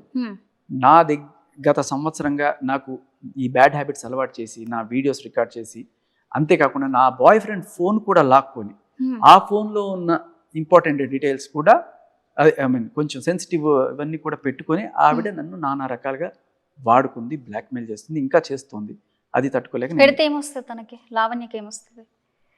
ఏంటది ఇవన్నీ బయట పెడితేనా? చాలా మంచి పాయింట్. ఇప్పుడు ఏంటంటే ఈ అమ్మాయి వచ్చి బయట సాక్ష్యం ఇవ్వడానికి సిద్ధమైంది, లావణ్య నాకు బలవంతంగా డ్రగ్స్ అలవాటు చేసింది, ఇవన్నీ చేసిందని చెప్పి. మరి ఇప్పుడు ఆమె సాక్ష్యం చెప్తే అమ్మాయి లోపలికి పోద్ది కదా. ఆ అమ్మాయి భయపడి వెనక్కి వెళ్ళాలి. అందుకని ఏం చేయాలి? ఆ అమ్మాయిని డిఫేమ్ చేయాలి పర్సనల్ లెవెల్లో. ఎప్పుడో 2.5 ఏళ్ల క్రితం ఆ అమ్మాయికి ఆ అబ్బాయికి జరిగిన గొడవ మీరు గమనించండి. ఆ అమ్మాయి దగ్గర రికార్డుల బ్యాంకే ఉంది. బ్యాంక్ అవును ఇదే పని అందరి దగ్గర ఫోన్ రికార్డ్స్ పెట్టుకోవడం, అందరి గుప్పెట్లో పెట్టుకోవడం, వాళ్ళ జుట్టు పెట్టుకోవడం, రే నువ్వు అది చేయి, నువ్వు ఇది చేయి, ఇది చేయకపోతే నేను ఈ రికార్డ్ బయటికి తీస్తా. ఇదే బెదిరింపు ఇదే బెదిరింపు మస్తాన్ సాయిని చేసింది, ఆవిడ చింటూ అనేవాడిని చేసింది, రాజ్ తరుణ్ని చేసింది. ఇలా అందరిని అనమాట. రాజ్ తరుణ్ని చేయడానికి ఏముందంటే పూర్వాశ్రమంలో ఉన్న ఫోటోలన్నీ పెట్టి ఇదిగో నీకు నాకు రిలేషన్ ఉందని ఎస్టాబ్లిష్ చేస్తా. అదే ఉన్న రిలేషన్ కాదా కరెక్ట్? 2014 నుంచి 17 దాకా ఉంది అని రాస్తారని చెప్తున్నాడు. సరే 17 20 నేను అది కూడా అంటున్నాను ఉండొచ్చు, కానీ ఆ ఫోటోలు పెట్టి 10 ఏళ్ల నుంచి ఉంది, 20 ఏళ్ల నుంచి ఉంది, ఎన్నేళ్ళు ఉందనేది పాయింట్ కాదు. ఒక్కరోజు నువ్వు నీతి తప్పితే మరి నీకు ఏ నైతిక హక్కు ఉంది, ఆర్ఎల్స్ న్యాయపరంగా ఏ హక్కు ఉంది అని అడుగుతున్నాను నేను. అండ్ వాళ్ళు కూడా చెప్పేది ఏంటంటే సరే ఇది పక్కన పెట్టేస్తాం. ఈ ప్రీతి అనే అమ్మాయి విషయంలో మనం ముఖ్యంగా మీడియా వాళ్ళమ్మ కొంతమంది ప్రీతి ఇలాంటి చిన్న పిల్లకి ఈరోజు మారి మన ముందుకు వచ్చింది. ఆ అమ్మాయి నిజంగా ఒక ఐకన్, ఒక ఆదర్శం. అలా ఎవరన్నా సరే డ్రగ్స్లో ఇరుక్కున్నా కూడా పొరపాటున వాళ్ళ లైఫ్ని వాళ్ళు బాగు చేసుకోవడానికి అలా ప్రీతి ఒక ఆదర్శంగా మనం చూపించాలి తప్ప ఆ అమ్మాయి ఎప్పుడో ఏవో చేసింది, చూడండి ఆ అమ్మాయి బూతులు మాట్లాడుతుంది, చూడండి ఆ అమ్మాయి ఇట్లా కొడుతుంది, ఇవన్నీ నువ్వు నేర్పించిన హ్యాబిట్సే కదా లావణ్య. నువ్వు చేయబట్టే కదా అమ్మాయి అవన్నీ దాచిపెట్టుకొని ఇప్పుడు ఆ అమ్మాయిని డిఫేమ్ చేయడం వల్ల నువ్వు సాధించేది ఏంటి లేదు. నువ్వు ఎంత నీచం చేసావో నువ్వే చూపించుకుంటున్నావు. లిటరల్లీ ఈ అమ్మాయి పంపించిన వీడియోలన్నీ కూడా ఎక్కడే అమ్మాయికి, ఆ అమ్మాయి ఇంట్లో ఉన్నప్పుడు ఈ అమ్మాయి తీసుకున్నావో లేకపోతే అమ్మాయి ఫోన్ నుంచి తీసుకున్నావు. ఎందుకు ఇంత బ్లాక్మెయిలింగ్, ఎందుకు ఇవన్నీ దాచిపెట్టుకున్నావు, ఎందుకు ఇంత చేస్తున్నావు, ఇవన్నీ కూడా చాలా క్లియర్ కట్గా ఈవిడే మీడియా వాళ్ళకి పంపిస్తున్న రికార్డ్స్ కూడా మన దగ్గర ఉన్నాయి. నీకు వచ్చే ఉంటుంది లావణ్య ఫోన్ నెంబర్ నుంచి ఖచ్చితంగా. ఇవన్నీ కూడా రేపు సాక్ష్యాలే అవుతాయి పోలీస్ స్టేషన్లో. క్లియర్ కట్గా అమ్మాయిని డిఫేమ్ చేయడానికి, అమ్మాయిని భయపెట్టడానికి. అమ్మాయి రేపు పోలీస్ స్టేషన్ రాకూడదు, ఇంకా ఏవో పెడతా. నేను అదే చెప్పామా, మనం నిజంగా ప్రీతిని అప్రిషియేట్ చేయకపోతే మీరు మీడియా వాళ్ళందరూ కూడా ప్రీతిని మనం నిజంగా ఒక నిజంగా ఆదర్శం. తప్పులు అందరం చేస్తాం, దిద్దుకొని వచ్చిన వాళ్ళు నిజమైన హీరో. అలా ఆమె ముందుకు వచ్చింది. ఇవాళ వాళ్ళ అమ్మ వాళ్ళందరూ కూడా అయ్యో మా కూతురు ఇట్లా ఇది అంటుంటే నేను చెప్పాను, అమ్మ మీ కూతురు గొప్ప, నిజంగా గొప్ప ఆదర్శవంతురాలు. అలా అందరూ ముందుకు రావాలి వీడి బాధ్యతలందరూ కూడా. ఒకసారి మనం మీడియాలో చిచి వీళ్ళందరూ ఇంతేరా, ఈ డ్రగ్స్ బ్యాచరా, అది కాదమ్మా. నేను చెప్తున్నా కదా, 32 ఏళ్ల ఈవిడికి, 33 ఏళ్ళు ఈవిడ, 21 ఏళ్ల ముక్కు పచ్చలాని చిన్న పిల్లకి ఇవన్నీ అలవాటు చేసి ఇంత చేస్తే అది ఆ అమ్మాయి తప్పు అవుతుందా? డ్రగ్స్ విషయానికి వస్తే ఇప్పుడు డ్రగ్స్ విషయం నడుస్తుంది కాబట్టి బయట పబ్లిక్ కానీ ఎవరు అనుకున్నట్టు చూసుకున్నట్లయితే మీకు కూడా అమ్మాయిల అలవాటు కానీ డ్రగ్స్ అలవాటు కూడా ఉన్నది అని అయితే అంటున్నారు. అది ఎంతవరకు? నేను ఓపెన్ ఛాలెంజ్ అమ్మా, నేను ఇప్పటికీ అడుగుతున్నా, లావణ్య ధైర్యంగా వచ్చి బ్లడ్ టెస్ట్ చేయించుకోగలరా? నేను చేయించుకుంటా రైట్ నౌ. గంజాయే కాదు, సిగరెట్ కానీ మందు కానీ నా బ్లడ్లో ఉన్నట్టు తెలిస్తే మీరేం చెప్తారు? ఇప్పుడే రెడీ, వచ్చి తీసుకోమనండి, I am ready. So any time నాకు ఏ హ్యాబిట్ ఉందన్నా సరే, మందు, సిగరెట్, గంజా ఏదైనా టెస్ట్ చేసుకో, ఐఎమ్ రెడీ. మీరు రెడీయా? ఐ మీన్ ఎవరైతే నన్ను సవాల్ చేస్తున్నారు దమ్ముంటే వచ్చి టెస్ట్ చేయించుకోమనండి. ఓకే, రాస్తారు. మీకు ఎప్పటి నుంచి తెలుసు? మామూలుగా మీడియాలో పరిచయం, అలా 4-5 ఇంటర్వ్యూలు చేసిన పరిచయం అంతే. అంటే క్లోజ్నెస్ అంత ఎక్కువ లేదు, అంత పెద్ద క్లోజ్ ఏం కాదు. బట్ నేను ఇలాంటి ఇలాంటి సిమిలర్ మహిళని చాలా దగ్గర నుంచి చూసిన నేపథ్యంలో నాకు క్లియర్ కట్గా అర్థమైపోయింది వీళ్ళు ఎలా బిహేవ్ చేస్తారు, వీళ్ళ మోడస్ ఆఫ్ ఆపరెండి ఏంటి, వీళ్ళు ఎలా టార్గెట్ చేస్తారు. వీళ్ళ ఇదంతా ఏంటంటే అమ్మా, ఇప్పుడు సపోజ్ మిమ్మల్ని టార్గెట్ చేయాలనుకోండి, ఫస్ట్ మీరెవరు, మీ నాన్న, మీ అమ్మ, మీ మీద ఏమైనా కేసులు ఉన్నాయా, మీ లూప్ హోల్స్ ఏంటి, మీ పాత జీవితంలో మీకు ఏదన్నా ఇవి ఉన్నాయా, ఇన్ని ఎతుకుతారనమాట. ఎతికి తోడి ఇక్కడ వీణి ఈ రకంగా ఇరికించవచ్చు, వీళ్ళు ఈ రకంగా, ఇదే పని. ఇప్పుడు ప్రీతి విషయంలో కూడా అదే కదా. 2.5 ఏళ్ల క్రితం నువ్వు చెడగొట్టిన వీడియోలో పెట్టి ఇప్పుడు అమ్మాయి నీ నుంచి బయటకు వచ్చింది. That's great. సో అదే అంటున్నా. సో ఇదంతా నేను గమనించిన నేపథ్యంలో రాజ్ తరుణ్కి I extend my support. Okay, అంటే మీరు మొన్న రీసెంట్గా ప్రీ రిలీజ్ ఈవెంట్కి కూడా వెళ్ళారు, అక్కడ ప్రసాద్ ల్యాబ్ దగ్గర. అక్కడికి కూడా లావణ్య రావడం జరిగింది. అసలు అక్కడ ఏం జరిగింది ఆ రోజు? అప్పటికి రిలీజ్ ఈవెంట్ అయిపోయి నేను వెళ్ళిపోయానమ్మా. నేను వెళ్ళిపోయాను, రాజ్ తరుణ్ కూడా వెళ్ళిపోయాడు. యాక్చువల్గా నేను ముందుగానే బయటకు వచ్చేసాను, ఎందుకంటే నేను ఎప్పుడు కూడా జీవితంలో అంత మీడియాని ఫేస్ చేయలే. ఏదో ఇలా ఇస్తున్నాను కానీ నేను అంత ఉంటుందని కూడా అనుకోలేదు. రాజ్ తరుణ్ గారు అండ్ వాళ్ళ డైరెక్టర్ రవి గారు ఇద్దరు కూడా నన్ను మీరు రావాలి ఇంటర్వ్యూకి అంటే, ఆల్రెడీ మా మీద ఏదో కుమ్మక్క అయిపోయాం, రాజ్ తరుణ్ నాకు ఏదో డబ్బులు ఇచ్చేసరి ఇలాంటివన్నీ మాట్లాడుకుంటున్నారు కదా సార్, మళ్ళీ వస్తే ఇంకా లేనిపోయినవన్నీ రాస్తారు ఎందుకండి అంటే, లేదని ఎవరేమనుకుంటే అనుకుంటారు, మీరు రావాలి, మా అమ్మాయిగా పిలుస్తున్నాం, మీరు రండి అని చెప్పి వాళ్ళిద్దరు ఫోన్ చేసి పిలిస్తే ఇంకా సరే నేను వెళ్ళా. సో అప్పటికి లోపల ఉన్నారో తెలీదు, నేను 3:30 అట్లా రమ్మన్నారు. నేను 3:30కి అక్కడ ప్రసాద్ ల్యాబ్స్కి వెళ్ళాను. సరే ఫోన్లు చేస్తున్నాను ఎత్తట్లా, అంటే మేబీ బిజీగా ఉన్నారేమో. సరే నేను కారు దిగి వెళ్దాం లోపల. ఒక్కసారి ఒక 50 కెమెరాలు వచ్చేసాయి మొత్తం. శేఖర్ చెప్పండి నాకు ఒకసారి టెన్షన్ కూడా పట్టింది. సో అది నేను అర్థమైపోయాను కూడా బేసికలీ అక్కడ. అంటే వాళ్ళు వెళ్ళే దారి ఇది, ప్రసాద్ ప్రివ్యూ వేస్తున్నారు కదా, వెళ్ళే దారికి కూడా వీళ్ళందరూ అడ్డమైపోయేటప్పటికి సరే నేను మాట్లాడుతున్నాను, వాళ్ళు అడుగుతున్నారు. ఈ లోపల నన్ను పక్క తీశారు. సార్ ఇక్కడ అడ్డమైపోతుంది, మీరు పక్క రండి. దానికే శేఖర్ భాషని అదుపులో తీసుకున్న పోలీసులు అరెస్ట్ వచ్చాయి. సరే తమ్నైల్స్ మనకు తెలిసిందే, ఇది అశ్వత్థామాత కుంజర్లా పెడతారు. But nothing like that, nothing happened. సరే తర్వాత నేను పక్కకి వెళ్ళిన తర్వాత ఈ మీడియా హడావిడి ఉంటుందని వాళ్ళు ఏదో వేరే వేలో ఆల్రెడీ రాస్తారు, నన్ను వాళ్ళు వెళ్ళిపోయారని నాకు ఫోన్ వచ్చింది. సరే నేను అదే వెనకాల మార్గంలో వెళ్ళి అక్కడ కూర్చున్నాను. కాసేపు కూర్చున్న తర్వాత ఇంకా ఈవెంట్ అయిపోతూ వస్తుంది. రాస్తారు ప్రశ్నల Q&A సెషన్ నడుస్తుంది. కొంత నడిచింది. సరే నన్ను స్టేజ్ మీదకి పిలిచారు. పాపం ఆయన కృతజ్ఞతాపూర్వకంగా నాకు ఒక హగ్ ఇచ్చారు. నా జీవితంలో నాకు రాజ్ తరుణ్ ఇచ్చిన ఏదో 40 లక్షలు 50 లక్షలు ఇచ్చారంటాను కదా, అవన్నీ కాదు. రాజ్ తరుణ్ ఇచ్చింది ఏంటంటే ఒక హగ్లో ఇట్ మెంట్ ఎ లాట్. అలాగే వాళ్ళ నాన్నగారు కూడా ఒకసారి కలిసినప్పుడు ఆయన ఒక హగ్ చేసుకుని ఒక 30 సెకండ్స్ 1 మినిట్ వదల్లా వాళ్ళు. నాకు అది చాలా జీవితానికి అని చెప్పి అనిపించింది. తర్వాత సరే నేను కిందకు వచ్చేసిన తర్వాత మళ్ళీ ఈ మీడియా ఎక్కడ అంతమంది వస్తారు, ఇంకా ఏదైనా అనవసరమైన రచ్చ జరుగుతుంది. నేను ముందుగానే వెళ్ళిపోయాను అక్కడి నుంచి. నేను వెళ్ళిపోయాను, అలాగే రాజ్ తరుణ్ కూడా వెళ్ళిపోయారు. ఇక్కడ మీడియాతో మాట్లాడలే. మీ అందరూ వెళ్ళిపోయిన తర్వాత ఎప్పుడు ఈవిడ వచ్చింది. మరి అక్కడ ఆవిడ ఏదో 4 మాటలు మాట్లాడి వెళ్ళిపోయింది. But that was projected as like అదే టైంలో వచ్చింది, నన్ను చూసి ఆవిడ భయపడి వెళ్ళిపోయింది, అట్లాంటిది ఏం లేదు. నేను ఫస్ట్ వెళ్ళిపోయిన తర్వాత ఇప్పుడు ఆవిడ వచ్చింది. ఇప్పుడు రాజ్ తరుణ్ వాళ్ళ పేరెంట్స్ దగ్గరికి కూడా లావణ్య వెళ్ళడం జరిగింది. సో వాళ్ళు కూడా వెళ్ళి కంప్లైంట్ పెట్టడం కూడా జరిగింది. అదే మోడస్ ఆఫ్ ఆపరెండి. మీరు గమనించండి, ఎలా అయితే రాజ్ తరుణ్ వాళ్ళ అమ్మ నాన్న ఇంటికి వెళ్ళి దబ్బా తలుపులు బాది ఇచ్చేసిందో, అలాగే మొన్న స్టూడియోలో వచ్చి దబ్బా తలుపులు బాది రా బయటికి. సో అంతే, అదే పని. ఎక్కడికైనా సరే ఇలాగే వెళ్ళి మేము గొడవ చేస్తాం. అండ్ ఆ రోజున ఆవిడ తోడు కొంత ఛానల్ ప్రతినిధులు కొంతమంది కెమెరాలు తీసుకొని వచ్చారు. ఇవాళ కొంతమంది గోండాలు వచ్చారు, అంతే తేడా. ఓకే, ఆ రోజు తనే కెమెరాను పిలిపించుకుందంటారు ప్రసాద్ ల్యాబ్ దగ్గర. ఇప్పుడు పిలిస్తే రాకుండా ఎవరు ఉంటారమ్మా? ఆవిడ ఏదో హార్డ్ డిస్కషన్ నడుస్తుంది ఆవిడ పేరు మీద. మన వాళ్ళకి సొల్యూషన్ కన్నా సెన్సేషనే కావాలి, అంతే కదా. ఈ ఒక అటాక్ మీ దగ్గర మీకు జరిగినప్పుడు రాజ్ తరుణ్ గారు మీకు కాల్ చేయడం కానీ మాట్లాడడం కానీ జరిగింది. నేను యాక్చువల్గా బౌన్సర్స్ని సెక్యూరిటీని పెట్టుకునేంత స్తోమత లేదు. ఏదో I'm having a decent income. నేను నా ఫ్యామిలీని చూసుకోవడానికి తప్ప నాకు మేబీ రాజ్ తరుణ్ అంత రేంజ్ అయితే లేదు. నేను ఆ రోజున ఇమ్మీడియట్గా హాస్పిటల్కి వెళ్ళడం కన్నా ముందు వీళ్ళు మా ఇంటికి వచ్చి ఏమైనా అటాక్ చేస్తారేమో అని ఒక భయం వేసింది. సో తర్వాత నేను అలాగే రక్తాలు గారుకుంటూనే ఇంటికి వెళ్ళాను. మళ్ళీ ఇంట్లో వాళ్ళకి తెలిస్తే ఎక్కడ ఇది అవుతుందని మొత్తం షర్ట్ ఫుల్ హ్యాండ్స్తో కవర్ చేసుకుని ఫస్ట్ వెళ్ళడమే కింద సెక్యూరిటీని అలర్ట్ చేశాను. ఇట్లా ఎవరైనా వచ్చి గొడవ చేస్తారేమో అంటే, ఎవడొస్తాడు సార్ నేను చూసుకుంటాను గట్టిగా అంటే, ఒరే నువ్వు ఆవేశపడుకుని చెప్పి నేను వెంటనే 100 కూడా డైల్ చేసి ఇట్లా సో సిచ్యువేషన్ ఉంది సార్, ఐ నీడ్ బ్యాకప్ అని చెప్పాను.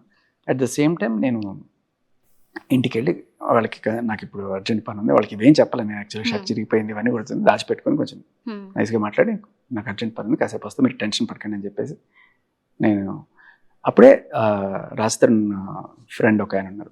ఆయన రెగ్యులర్గా నాకు ఎప్పుడైనా సరే రాజ్ తరుణ్తో కాన్ఫరెన్స్ పెట్టించేవాళ్ళు ఎప్పుడైనా ఇంపార్టెంట్ ఇన్ఫర్మేషన్ కావాలంటే. సో రీసెంట్గా అంటే రాజ్ తరుణ్ని కలిసిన తర్వాత ఇంకా I could have some better access to Raj Tarun.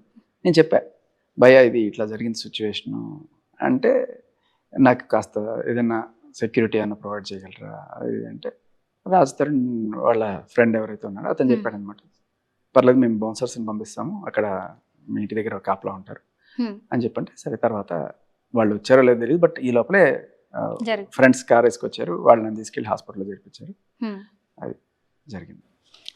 ఇప్పుడైతే మీకైతే సేఫ్ అన్నట్టేనా ఇప్పుడు రాజ్ తరుణ్ వల్ల? పర్లేదు. ఓకే, అంటే ఇప్పుడు బయట చూసుకున్నట్లయితే మీరు ఫేమస్ అవ్వడానికి ఒక ఇష్యూలో ఎంటర్ అయ్యిండ్రు అని అయితే తెలుస్తుంది. నన్ను ఫేమస్ అవ్వడానికి కాదు, మనం ఫేమస్ చేశారు మీరే చేశారు అందరూ కూడా. ఇంకొకటి ఏంటంటే, ఫేమస్ అయిన దానికి నేను ఏదైనా చేద్దాం అనుకున్నాను. ఏదో రకంగా ఇప్పుడు ఏదో నేను కొద్ది గొప్ప ఇంత ఫేమస్ కాకపోయినా నేను ఒక ఆర్జేగా విజేగా ఒక 17 ఏళ్ళ నుంచి ఉన్నాను. They know at least Hyderabad people know who is Shekhar Basha. చాలా వరకు వాళ్ళ కార్లో వెళ్తుంటే పొద్దున వింటుంటారు, సరదాగా ఇన్నాళ్ళు సరదాగానే మాట్లాడాను. కానీ యూట్యూబ్ ఛానల్స్ వల్ల, టీవీ ఛానల్స్ వల్ల నాకు కొద్ది గొప్ప ఫేమ్ వచ్చింది, నేను ఒప్పుకుంటాను. కానీ ఫేమస్ అవ్వడానికి చేయలేదు నేను. కానీ అయిన తర్వాత మాత్రం నాకు ఒకటి అనిపించింది. మా నాన్నగారు అడ్వకేట్, ఆయన నాకు రోజు అన్నం తినేటప్పుడు అలా కూర్చొని మాటలు చెప్తుంటారు. ఎవరో కొత్తగా బిఎన్ఎస్ వచ్చింది తెలుసా, ఆయన ఏవో చెప్తుంటారు, ఆయన కేసుల గురించి రోజు ఏవో చెప్తుంటారు, ఎవరో ఈ పాయింట్ ఎలా ఉంది చెప్పు అని రాస్తుంటారు ఆయన. సో అలా మాట్లాడుతూ బిఎన్ఎస్ కొత్తగా వచ్చిన తర్వాత కొన్ని విషయాలు ఆయన చాలా, ఈ సెక్షన్స్ చాలా దారుణంగా ఉన్నాయి, అరాచకంగా ఉన్నాయి, అసలు మగవాళ్ళు బతికేట్లేదు ఇవాళ, ఇది భారతీయ న్యాయ సంహిత కాదు, భారతీయ నారీ సంహిత లాగా ఉంది ఇది.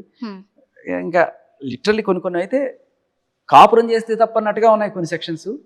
వీటి మీద ఖచ్చితంగా డిస్కషన్ జరగాలి. ఇవి మారకపోతే ఇంకా అసలు, అంటే అందరూ మంచివాళ్ళు ఉంటారమ్మా, 99% అమ్మాయిలు మంచివాళ్ళే ఉంటారు. కానీ ఆ 1% కూడా చెప్పాలంటే ఒక 10,000లో ఒక 2-3 ఇట్లా ఉన్నారు అనుకోండి, ఆ 2-3 300 మంది 400 మందిని టార్గెట్ చేస్తారు. మీకు అది నేను చెప్పేది ఏంటంటే, ఒకళ్ళు ఇలా అలవాటు పడ్డారంటే ఓకే మనం వీళ్ళ మీద కేసులు పెట్టి బ్లాక్మెయిల్ చేయొచ్చు, వీళ్ళ దగ్గర డబ్బులు గుంజొచ్చు, మీడియాకి వెళ్ళో లేకపోతే పబ్లిక్లో వచ్చో వీళ్ళని పరుగు తీస్తానని చెప్పి వీళ్ళని బెదిరిస్తే మనకి డబ్బులు వస్తాయని వాళ్ళ చిన్నప్పుడో ఎప్పుడో ఇది జరుగుంటుంది ఒక ఈవెంట్. అది పట్టుకొని ఆహా ఈజీ మనీ ఇది, మనకి ఎక్కడ మనం ఉద్యోగం చేయాల్సిన పని లేదు, ఒకరిని కొట్టామా ఒక కోటో 10 లక్షలో ఎంతో ఒకటి డిమాండ్ చేయొచ్చు. ఆ దీంట్లోకి వెళ్ళిపోవడానికి మన చట్టాలు నిజంగా ఇంకా సహకరిస్తున్నాయి. నిజమైన న్యాయం కాదు ఇది. లిటరల్లీ మీరు గమనిస్తే నన్నే కొట్టించి నా మీదే కేసు పెట్టి నాతో రాయబారానికి వచ్చారంటే మీరు అర్థం చేసుకోవచ్చు మన చట్టాలు ఎంత దారుణంగా ఉన్నాయి. ఇప్పటిదాకా నేను పెట్టిన కేసు ఏమైందో నాకు తెలియదమ్మా, నేను వెళ్ళి అడగాలి, వాళ్ళు వెళ్ళి తెలుసుకుంటాను. But that is the case. వెళ్ళినా కూడా నాకు పోలీస్ స్టేషన్లో మగాడికి ఎలాంటి ట్రీట్మెంట్ ఉంటుందో నాకు తెలుసు. నేను ఇప్పటికి వెళ్ళి జూబ్లీ పోలీస్ స్టేషన్కి వెళ్ళి నేను సార్ ఏమైంది సార్ నా కేసు అంటే ఎక్కువచా 3-4 గంటలైనా మనం అక్కడే కూర్చొని ఉండాలి అన్ని పనులు మానుకొని. అప్పుడు ఏమైందో ఏంటో నేను, ఎందుకంటే ఈ ట్రీట్మెంట్ చూసి ఆ బాధల నుంచి నేను బయటకు వచ్చాను. లిటరల్లీ ఇదే జరుగుతుంది. అంటే ఆడాళ్ళు మనల్ని చూసినా చెప్పుతో కొట్టినా లిటరల్లీ మనుషులతో దాడి చేసి మనం చేపించుకోవాలి. తిరిగి మన సెల్ఫ్ డిఫెన్స్లో ఏమాత్రం ఏమైనా తోసినా కూడా మన మీద కేసు. ఇంత దారుణం ఇది, ఇంత దారుణం. ఈ సిచ్యువేషన్ గురించే నా పోరాటం. ఇవన్నీ నాకు జరిగిందే రేపు మీకు కూడా జరుగుతుంది, ప్రతి ఒక్కరికి జరుగుతుంది. మగాడు అనేవాడు నిజంగా అసలు మోగోడం చేయడం తప్ప ఇంకేం లేదు. అందరూ తిరగబడి మన హక్కుల కోసం మనం పోరాడకపోతే నిజంగా అన్యాయం అయిపోయింది. మగాడే కాదు, వాడిని నమ్ముకున్న వాడి చెల్లి, వాడి తల్లి, వాడి పెళ్ళం, వీళ్ళు కూడా అన్యాయం అయిపోతారు. నేను నిజంగా చెప్తున్నాను, ప్రీతి నా చెల్లిలాగా అనుకుని నేను అమ్మాయి కోసం నిలబడ్డా. ఇవాళ ప్రీతి ధైర్యం, నేను నన్ను కొడితే ప్రీతి ధైర్యాన్ని కొట్టినట్టు, అదే వాళ్ళ టార్గెట్. ఇప్పుడు ప్రీతి భయపడి ముందుకు రావట్లేదు మీడియా ముందు. నేను చెయ్యి నొప్పి అయినా సరే నమస్కరించి అందరిని అడుగుతున్నాను, ప్రీతి బయటికి రావాలి, ఆ అమ్మాయి చెప్పే నిజాలు మీరు వినాలి, ఆ అమ్మాయి ధైర్యంగా వచ్చి పోలీస్ కంప్లైంట్ ఇవ్వాలి అనుకుంటే మీరు ముఖ్యంగా మీడియా వాళ్ళందరూ కూడా ఆ అమ్మాయి ఎప్పుడో పౌరాశ్రమంలో ఏం చేసింది, ఆ అమ్మాయి చిన్నప్పుడు ఏదో తెలుసో తిరిగి చేసిన తప్పులు, ఈ అమ్మాయి దగ్గరుండి అలవాటు చేసిన ఆ పాడు అలవాట్లు ఏవైతే పెడుతున్నారో ఆ అమ్మాయిని నీచంగా చిత్రీకరించే ప్రయత్నం మానేసి ఆ అమ్మాయిని ఒక ఆదర్శవంతమైన అమ్మాయిలాగా చిత్రీకరించండి. ఆ అమ్మాయిని ఒక హీరో చేయండి. మీరు ఖచ్చితంగా అమ్మాయి ముందుకు వస్తుంది. అమ్మాయి అన్నీ వదిలేసిందయ్యా, రీహాబ్ చేయాలి. మంచిగా ఉన్న టైంలో అలా మంచి వాళ్ళని కూడా మీరు అలా బురదలోకి జరిగితే ఒక మంచి వాళ్ళుగా మారడానికి కూడా భయపడతారు అమ్మాయిలు. ఆ అమ్మాయి గురించి మాట్లాడండి. మహిళా సంఘాలు ఇన్నాళ్ళు వచ్చి మాట్లాడారు కదా ఈవిడ గురించి, ప్రీతి గురించి మాట్లాడాలి మనం. సంధ్య గారు మాట్లాడండి, కృష్ణకుమార్ గారు మాట్లాడండి, కరాట కళ్యాణ్ గారు మాట్లాడండి, అందరూ మాట్లాడండి ఈ అమ్మాయి గురించి. ప్రతి మహిళా సంఘం, మహిళా కార్యకర్త ఈ అమ్మాయి గురించి మాట్లాడి. చిన్న పిల్లండి, మీకు కూడా ఇలాంటి కూతురు ఉండే ఉంటుంది కదా. అమ్మాయిని బయటికి రాకుండా ఇంత డిఫేమ్ చేస్తున్న మీడియా జస్ట్ ఫర్ సెన్సేషన్, ఇంకేం లేదు. లావణ్య వాళ్ళకి డబ్బులు ఇస్తుందని కూడా చెప్పను నేను, జస్ట్ ఒక సెన్సేషన్. ఇదిగో లీక్ అండి, ఇదిగో ఆ అమ్మాయి ఎప్పుడో 2 ఏళ్ళ క్రితం మాట్లాడింది, 1 సంవత్సరం క్రితం మాట్లాడింది, బూతులు మాట్లాడింది. అమ్మాయి ఎక్కడి నుంచి నేర్చుకుంది? నీ నుంచే కదా. నీ కల్చర్ అక్కడ రిఫ్లెక్ట్ అవుతుంది లావణ్య. ఇప్పుడు ప్రీతికి న్యాయం జరగాలని మీరు సపోర్ట్ చేయడం కోసం, ప్రీతి కోసం వచ్చారు బయట. నేనే కదా, మన అందరం కూడా రాకపోతే ఇలా ప్రీతి లాంటి వాళ్ళు రారు. ఇలా ఎక్స్టార్షనిస్టులు, వీళ్ళకి ఇదే పని, ఇలా కేసులు పెట్టడం ఎక్స్టార్షన్. కానీ ప్రీతి అలా కాదు కదా, ఎవడి మీద కేసు పెట్టలా, ఎవడిని ఎక్స్టార్షన్ చేయట్లా. ఆ అమ్మాయి నిజంగా ఈ పందాలో ఉంటే ఆ అమ్మాయి మోడస్ ఆఫ్ ఆపరేషన్ వేరేగా ఉండేది. ఆ అమ్మాయి తనకు బ్లాక్మెయిల్ చేస్తోంది ఈ అమ్మాయి అని చెప్పి పెట్టింది. దాంట్లో అమ్మాయి డబ్బులు వచ్చేది లేదు. ఆ అమ్మాయికి ఏదైనా 5 కోట్ల విల్లా వచ్చేది లేదు, ఏమీ లేదు కదా. ఆ అమ్మాయి తన ఇంట్లో తన ఫేమ్ డీఫేమ్ అవుతుంది, తన ఫ్యామిలీ దీంట్లో అవుతుందని తెలిసి కూడా తెగించి వచ్చింది వాళ్ళు. అమ్మాయికి వచ్చే లాభం ఏమీ లేదు. తనలాంటి కొంతమంది ఇట్లాంటి డ్రగ్స్ పిశాచాల బారిన పడకుండా ఉండాలని వచ్చింది. ఆ అమ్మాయిని డీఫేమ్ చేసి మీరు సాధించేది ఏమీ లేదండి. ఇట్స్ మీ ఎథిక్స్ అంతే. రాజ్ తరుణ్ లావణ్యకి ఫ్లాట్ ఇస్తాను, మీకు నెలకి ఎంత కావాలో నేను ఇస్తాను అని కూడా చెప్పడం జరిగింది. అది ఎంతవరకు కరెక్ట్ అంటారు? మా అవుట్ ఆఫ్ హ్యూమానిటీ గ్రౌండ్స్ అంటే మేబీ నేనేమనుకుంటానంటే అది ఈవిడ చెప్తుందా ఆయన చెప్పాడో నాకు తెలియదు. ఒకవేళ కనుక ఈవిడ 45 రోజులు చెంచల్గూడ జైల్లో ఉండొచ్చింది. మరి వచ్చిన తర్వాత అంతా ఎవరిస్తారు? ఒక డ్రగ్ పెడలర్ అనే ముద్ర పడిన తర్వాత ఒక అమ్మాయికి ఎవరు ఉద్యోగం ఇస్తారు, ఎలా చేస్తారు అండ్ అది అక్కడితో ఆగిపోతుంది. రేపు ట్రైల్ ఉంటుంది, ఆ ట్రైల్లో ప్రూవ్ అయితే నువ్వు 10 ఏళ్ళు జైలు శిక్ష దాకా పోతావు. సో అయినా కూడా ఆయన ఎంత మంచి మెతక అంటే ఆవిడ ఇంట్లోకి రానివ్వకుండా జైలా ఆయనే ఇల్లు వదిలేసి వెళ్ళిపోయాడు. నీ సావు నువ్వు సావు, నేను అక్కడ ఉంటే రేపు నన్ను కూడా నీ ఘాటికి కట్టేస్తారు, నీ డ్రగ్స్ బ్యాచ్ ఘాటికి కట్టేస్తారు. మరి అతను వెళ్ళిపోయాడు. ఇప్పుడు ఆ ఫ్లాట్ ఇచ్చేసారా? ఇప్పుడు ఆవిడే కదా ఉండేది, ఇచ్చేయడం కాదు నేను అనేది చెప్తున్నా. నిజంగా మేబీ ఇచ్చేవాడేమో, కానీ ఆవిడ అది అంటే దురాశ దుఃఖానికి చేయటంటారు చూడండి, బంగారు గుడ్డు పెట్టే బాతిని మొత్తం కోస్తే ఎంత వస్తుంది అన్నట్టుగా అది కూడా సరిపోకుండా ఈయన మీద కేసు పెట్టి రచ్చ చేసి ఇంత చేసిన తర్వాత ఎవడమ్మా ఇంత బజారుకి ఇచ్చి నువ్వు నన్ను ఇంత డీఫేమ్ చేసిన తర్వాత కూడా ఏ మొక్కం పెట్టుకుని అడుగుతాను? జరిగేది జరుగుతుంది ఖచ్చితంగా. She doesn't deserve Raj Tarun or the flat or anything. She deserves only Chanchalguda. ఇప్పుడు లవ్ విషయం కాస్త ఇప్పుడు డ్రగ్స్ విషయం వరకు వచ్చింది. ఫస్ట్ స్టార్టింగ్ లవ్ నాకు రాజ్ తరుణ్ కావాలి అనే విషయం నుంచి తన డ్రగ్స్ కేసు అయితే బయటకు వస్తుంది మనకి. అది రాకుండానే కదా ఆపుతుంది. ఇన్నాళ్ళు లేని సడన్ అక్కసు, సడన్ భయం మీరు గమనించండి. ఆ లైవ్లో నేను మాట్లాడుతున్నప్పుడు ప్లే చేసుకొని చూడండి. నేను అడుగుతున్నాను అందరిని కూడా, ఒక్కసారి ప్రీతి చిన్న పిల్లలకి డ్రగ్స్ ఇచ్చి అనగానే అప్పటిదాకా కామ్గా ఉన్న అమ్మాయి టక్ కొడుతోంది ఫోన్లో. మేబీ లాయర్ కొడుతుంది, సార్ ఏం చేయాలి ఇప్పుడు, ఏం చేయాలి, బయటకు వస్తే నా పరిస్థితి ఏంటి, అది ఇది కొడుతుంది. డైవర్ట్ అమ్మా డైవర్ట్, ఏదో ఒకటి చేయాలి, ఒక డ్రామా ఆడాలి అన్నట్టున్నాడు ఆయన. వెంటనే పెద్ద డ్రామా షురూ చేసి. సో మీ దగ్గర కూడా అంటే కరెక్ట్ ప్రూఫ్స్ లేకుండా ఏ ఇంటర్వ్యూలో జరిగినా కూడా మధ్యలో వెళ్ళిపోతున్నారు అని కూడా వస్తుంది టాక్. అదే అమ్మా, నేను మీకు ప్రూఫ్ ఉంది కాబట్టే నేను మీ ముందుకు వచ్చాను. ప్రూఫ్ లేదు కాబట్టే వాళ్ళు డ్రామాలు ఆడుతున్నారు, చెప్పుతో కొట్టడం కానీ లేకపోతే బూతులు మాట్లాడడం కానీ. ఎందుకంటే ఎప్పుడైతే నీలో పాయింట్ ఉందో నువ్వు పాయింట్ మాట్లాడతావు. నేను ఎక్కడైనా వాళ్ళలాగా బూతులు మాట్లాడడం లేకపోతే ఇవన్నీ లేవు కదా. వాళ్ళు చేస్తున్నారు ఎందుకంటే వాళ్ళు ఓడిపోతున్నారు. వాళ్ళకి అర్థమవుతుంది సీన్. ఆయన ముందు తెలుసో తెలియకో ఒప్పుకున్నాడు, ఒప్పుకున్న తర్వాత ఏదో రకంగా సపోర్ట్ చేద్దాం అనుకుంటాడు. ఇప్పుడు ఆయన మాట్లాడే భాష వల్ల ఆయన డిఫేమ్ అవుతున్నాడు. నన్ను ఏదో 4 తిట్లు తిట్టేశాడని చెప్పి ఆయన సంబరపడచ్చు, కానీ ఆయన 4000 తిట్లు తిట్టుతున్నారు కింద కామెంట్స్లో. ఇదేం భాష? అందరూ సభ్య సమాజం ఉమ్మేస్తుంది. ఇదే నువ్వు చదువుకున్న ఒక లాయర్ చేసే పనే ఇది. ఎవడయ్యా వీడికి లాయర్ ఉద్యోగం, లాయర్ పట్టా ఇచ్చిందని చెప్పి అందరూ అంటున్నారు ఇవాళ. సో నేను అదే అంటున్నాను, ఇప్పుడు ఆయన లాయర్ కావచ్చు, రేపు కోర్టుకి వెళ్తారు, కోర్టుకి వెళ్ళినప్పుడు ఇదిగోండి దీనికి ఏం సమాధానం చెప్తారని చెప్పి ఎఫ్ఐఆర్ తీసుకొచ్చి అడుగుతారు. యారా డాష్ డాష్ డాష్ అని అవతల పక్క లాయర్ని తిడతావా, నువ్వు సమాధానం చెప్తావా? ఇప్పుడు నువ్వేం చేస్తున్నావు నేను అడిగితే, నువ్వెవడరా అడగడానికి, నువ్వెవడరా అడగడానికి? నేనేం కోర్టులో అడగట్లేదు కదా, నువ్వు మీడియాకి వచ్చావు, నేను మీడియాలో అడుగుతున్నాను. చేతనైతే సమాధానం చెప్పు అంటే మీరు అంటున్నారు. ఇప్పుడు ప్రూఫ్లు లేకుండా అంటున్నారు. మరి ఇవన్నీ ఏంటమ్మా? ఆడియో రికార్డ్స్ బయట విన్నారు కదా, ఆడియో రికార్డ్ మళ్ళీ వినిపించండి. ఇంత క్లియర్ కట్గా. అండ్ ఇంకొకటి కూడా అమ్మా, వీళ్ళు మీడియాకి వచ్చి మనకి కొత్త సాక్ష్యాలు ఇస్తున్నారు వాళ్ళే. మీకు చెప్తా ఎలాగో.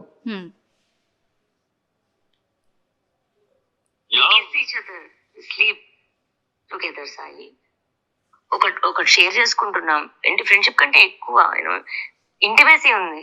అర్థమైందా నీకు? Sleep together Sai. నాకు తెలిసే టైం లేట్ అయింది అంటే నీకు ఎలా చెప్పాలో. సో ఇది మస్తాన్ సాయి వాయిస్ అని ఎలా తెలిసింది మనకి అంటే, వాళ్ళే ఒక రోజున వాళ్ళు ఒక టీవీ ఛానల్లో మస్తాన్ సాయిని పిలిపించి మాట్లాడించారు, సేమ్ వాయిస్. సో మరి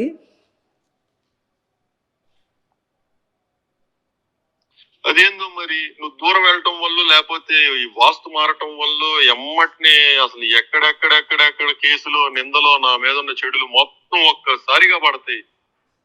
ఐమ్ సారీ. సారీ ఎందుకు? ఆ కేసు సారీ కాదు, నేనే సారీ. నాకు నోటి దోల ఎక్కువ, అది దోల మరి ఏందో సరికి ఎందుకు నాకు ఎంత సరికేజమో ఏం చూసుకొని గుర్తుపడిపోతుంది. నేను నచ్చలేదు కదా నీకు?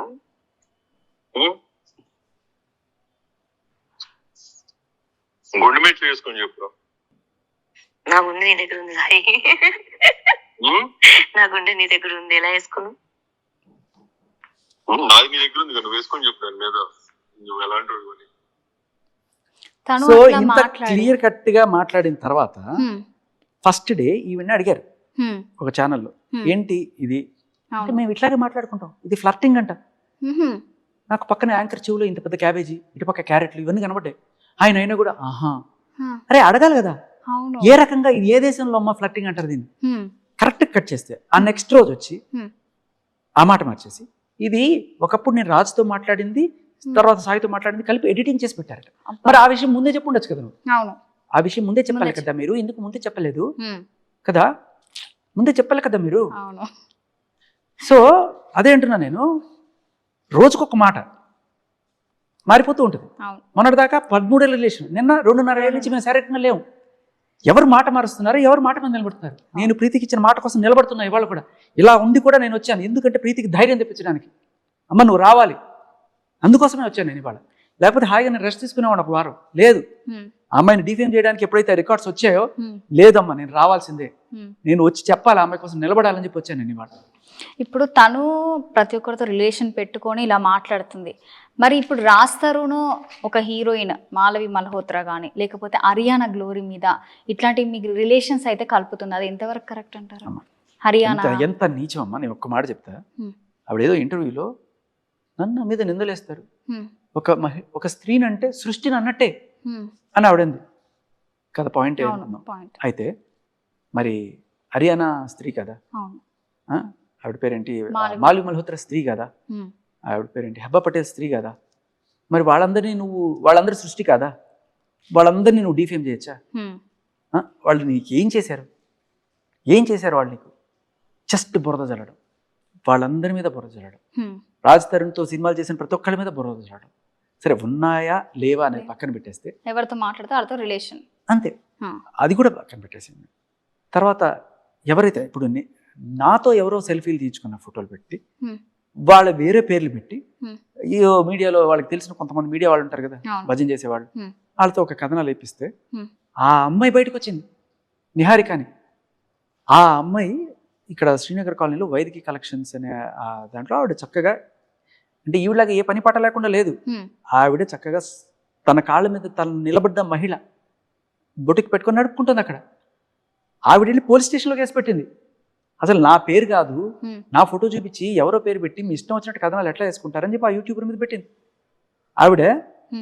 ఆవిడ నిలబడ్డమే కాకుండా, మీరు ఆవిడ ఫేస్బుక్ అవన్నీ చూడండి, నిహారిక కన్నన్ అని ఉంటుంది.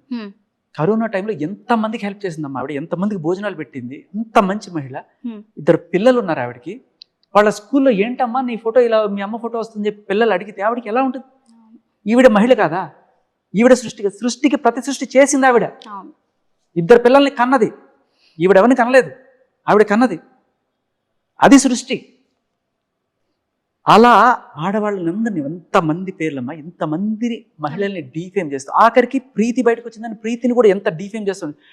కనీసం ఒక 10-20 మంది మహిళల్ని ఈవిడ జస్ట్ లావణ్య స్త్రీ మాత్రమే, లావణ్య మాత్రమే స్త్రీ, ఈ 10 మంది స్త్రీలు కాదు, వీళ్ళ క్యారెక్టర్ ఏమైనా చేస్తాను నేను. మళ్ళీ స్త్రీ అంటే సృష్టి, వీళ్ళందరూ స్త్రీలు కాదు, వీళ్ళు సృష్టి కాదు. నేను అదే అడుగుతున్నా, ఇంకెంతమంది స్త్రీలను డిఫేమ్ చేస్తుంది ఈ అమ్మాయి? ఇప్పుడు ప్రీతికి న్యాయం జరగాలని అయితే మీరు కోరుకుంటున్నారు, ఇంకా ముందుకు పోతా ఉన్నారు, ఖచ్చితంగా పోతారు ప్రీతి కోసం. సో ఇప్పుడు అంతకుముందు మీరు చూసుకున్నట్లయితే ఆర్జే శేఖర్ భాష అయితే మాకు తెలుసు, మరి ఇప్పుడు ఏం చేస్తున్నారు? అవార్డ్స్ కూడా చాలా వచ్చాయి మీకు. ఈ అవార్డులు వచ్చినప్పుడు నాకు కొంచెం గర్వంగానే అనిపించేది, కానీ దీనికి మించిన సాటిస్ఫాక్షన్ లైఫ్లో లేదమ్మా. నేను చెప్తాను కదా, ఇవన్నీ ఏదో 4 చప్పట్లు ఇవన్నీ తప్ప. నేను అదే చెప్తున్నాను కదా, రాజ్ తరుణ్ వాళ్ళ నాన్నగారు ఇచ్చిన ఒక హక్కు కానీ, రాజ్ తరుణ్ ఇచ్చిన హక్కు కానీ లేదు. నాకు సంబంధించి కొంతమంది ఎవరైతే బాధితులను వచ్చారో, ఇంతకన్నా ముందు నేను చేసిన కొన్ని వాళ్ళకి హెల్ప్ ఏదో రకంగా వాళ్ళకి వాళ్ళ కేసుల్లో నుంచి బయటపడడానికి కావాల్సిన సాక్ష్యాలు కావచ్చు, పాయింట్స్ కావచ్చు, ఇవన్నీ కూడా నాకు నిజంగానే ఒక మంచి సాటిస్ఫాక్షన్ ఇచ్చింది. కాకపోతే నేను ఎంతమందిని డీల్ చేస్తాను, చాలామంది ఇవాళ నా ఫోన్ నిండా కనీసం 20-30 మంది బాధితులు. నాకు కానీ టైం ఉన్నట్లు వాళ్ళవన్నీ పంపిస్తున్నారు, అవన్నీ చూసి పాయింట్స్ తీసి చెప్పడానికి ఇవన్నీ కూడా అక్కడితో ఆగం. జనరల్లీ టెండెన్సీ ఏంటంటే అమ్మా, ఎవరైతే ఈ అమ్మాయిలు ఇలా కేసులు పెడుతున్నారో ఒక్కసారి మన పోలీసులు కూడా అబ్జర్వ్ చేస్తే ఇదే అమ్మాయి ఇంతకు ముందు ఏ స్టేషన్లో అయినా కేసు పెట్టిందా అదే, అంటే మనకి జెన్యున్ లేకపోతే ఇదే పని చేస్తుంటారా వీళ్ళు, అది మనకు అర్థమైపోతుంది. ఇదే పని ఉంటుంది కొంతమందికి. కర్ణాటకలో ఒక ఆవిడ 8 మంది మీద 498 కేసులు పెట్టి 8 మందితో సెటిల్ చేసుకుంది. జడ్జి షాక్ అయిపోయాడు, ఏంటిదని. అదేంటన్నా పోలీసులు ఒక కంప్లైంట్ తీసుకునే ముందు ఈవిడ పూర్వపరాలు చూసి ఆధార్ కార్డు లేకపోతే పేరుతోటో చెక్ చేస్తే పెట్టడం, అంతే. మహిళ వెళ్ళింది పెట్టడం కాదు, దానివల్ల కుటుంబాలు చితికిపోతున్నాయి.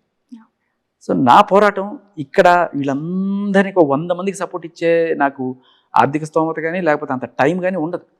నేననేది అంటే 100 మంది కాదు, 1000 మంది రండి, వెళ్ళి ఢిల్లీలో కూర్చుందాం, పార్లమెంట్ ముందు కూర్చుందాం, ఓ ధర్నా చేద్దాం. మగాడిని కుక్కలాగా ట్రీట్ చేయకండి, మగాడు కూడా మనిషే, మీకు ట్యాక్సీలు కడుతున్నాడు, పని చేస్తున్నాడు. దేశం ఈ రోజు ఇంత ప్రగతిగా ఉండాలంటే 90% మగాళ్ళే కారణం. ఒక రోడ్డు వేసేది మగాడు, ఒక బిల్డింగ్ కట్టేది మగాడు. వాళ్ళందరినీ కూడా మీరు వాళ్ళ ఫ్యామిలీలతో సహా చితిపేస్తే రేపు ఇది కనుక ఆదర్శంగా తీసుకుంటే ఏ ఆడాలి ఇంక పని చేయరమ్మా, అది చక్కగా మన కేసులు పెట్టుకొని సంపాదించుకుందాం అనుకుంటారు. ఇదే పని అయిపోతుంది. ఓకే, రాజ్ తరుణ్ హగ్ ఇవ్వడం వల్ల చాలా హ్యాపీగా ఫీల్ అయినా అని అయితే చెప్పారు. సో రాజ్ తరుణ్ మీ ఫేవరెట్ హీరో అంటారా? కరెక్ట్ టైంకి వచ్చింది. లేదు, నా ఫేవరెట్ హీరో ఆల్వేస్ రవితేజ. దాంట్లో నో సెకండ్ థాట్ అబౌట్. ప్రపంచంలోనే నంబర్ 1 నాకు ఆల్వేస్ రవితేజ. అండ్ రవితేజ తర్వాత Pawan Kalyan and Jim Carrey. Pawan Kalyan I like his good heart, నిష్కల్మషమైన మనిషి. సో అది బాగా నచ్చుతుంది. Acting wise and energy wise Ravi Teja and Jim Carrey. So ఇవన్నీ జరిగింది కదా మీకు ఇండస్ట్రీ నుంచి ఏమైనా కాల్స్ రావడం ఏమైనా జరిగిందా? కొంతమంది ఫోన్ చేశారమ్మా, కొంతమంది సపోర్ట్ చేశారు. I was very happy. ఇంత పెద్ద వాళ్ళు నాకు ఫోన్ చేసి నీ ఇంటర్వ్యూ చూశాను, చాలా బాగా మాట్లాడావు అని చెప్తే నాకు I feel really good. But ఇవన్నీ కాదమ్మా, చట్టం మార్చగలిగితే ఒక BNS 69, ఒక BNS 68, ఇంత నిరంకుశమైన ఈ చట్టాలు మనం మార్చుకోకపోతే మగాడికి అవి ఉరికంబాలే అవుతాయి, అంతే. సో ఇంత జరిగింది కదా, సో మీరు ఏం మెసేజ్ ఇద్దాం అనుకుంటున్నారు? ఇదేమ్మా, ఏదో ఒక రోజు పోదాం, చలో Delhi, let's change the system. మనం ఎన్నుకున్న గవర్నమెంటే కదా, మనం ఓట్లేస్తే ఎన్నుకున్న గవర్నమెంటే కదా, మరి మనం చెప్తే వింటారు కదా. మనమే మాట్లాడుకోవాలి గట్టిగా కూర్చొని. మీ ఇష్టం వచ్చినట్టు ఎవరో 2-4 కూర్చొని రాసేయడం కాదు. సరే వాళ్ళు ఎక్స్పర్ట్లు అయి ఉండొచ్చు, కానీ మీ వల్ల ఎంతమంది సఫర్ అవుతున్నారు కరెక్ట్గా కళ్ళ ముందు నేను ప్రూవ్ చేస్తున్నా. ఇదిగో తప్పుడు కేసులు, ఒక్క ఈ లావణ్య కేసులోనే 3 మగాళ్ళు బాధితులు కరెక్ట్గా చూపిస్తున్నాను మీకు. ఒక మస్తాన్ సాయి 1.5 సంవత్సరం అతను వేధించి ఇవాళ వచ్చి టీవీ ముందు మా ఇద్దరికి ఏం లేదండి, ఒక తప్పుడు కేసు అండి, ఎవరో పెట్టారండి, వాట్ ఈస్ దిస్?